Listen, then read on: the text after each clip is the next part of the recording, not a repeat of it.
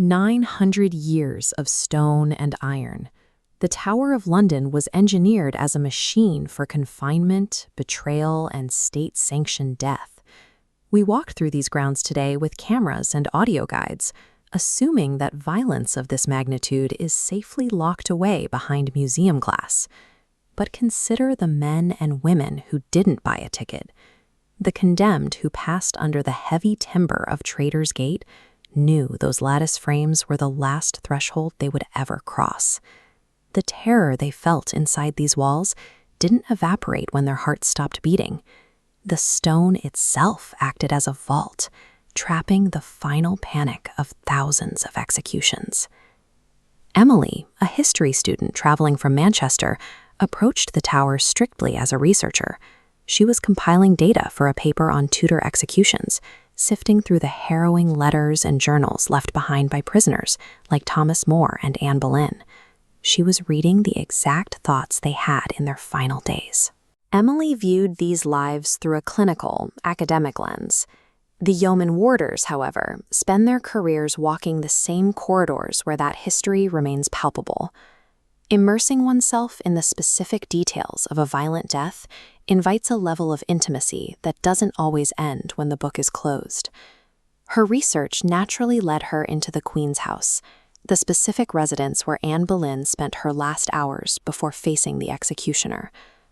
The moment she crossed the threshold, the ambient noise of the courtyard dropped away, replaced by a heavy, suffocating silence.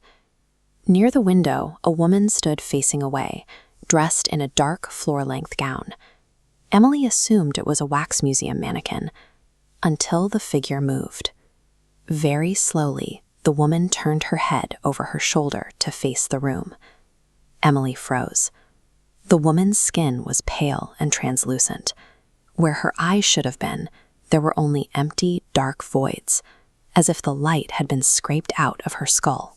The entity unhinged its jaw, opening its mouth wide as if to scream, but no sound came out. This was no passive haunting or visual glitch. The figure's movements were deliberate, a direct interaction with the person watching it. Her heart pounding, Emily backed away, then turned and bolted into the corridor. She nearly crashed into a yeoman warder patrolling the hall. He took one look at her panicked face and let out a heavy sigh. "You saw her, didn't you?" he whispered. He revealed the one rule of the Queen's house. She only appears to people who are actively thinking about her death.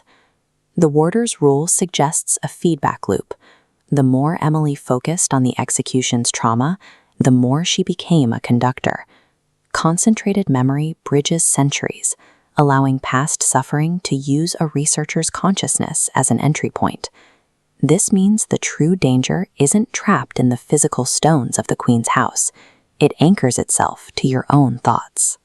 Emily left the tower grounds shaking, but she believed she had left the danger behind with the monument. She took the train back north, putting hundreds of miles of countryside between herself and the execution block.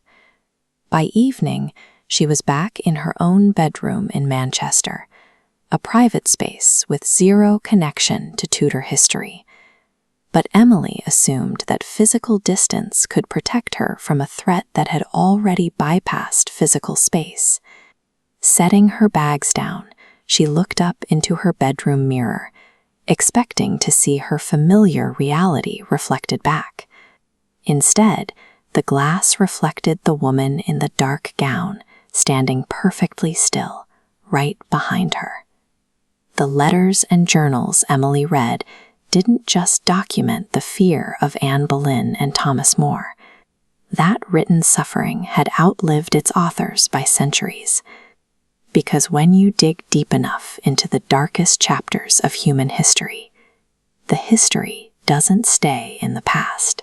It follows you home,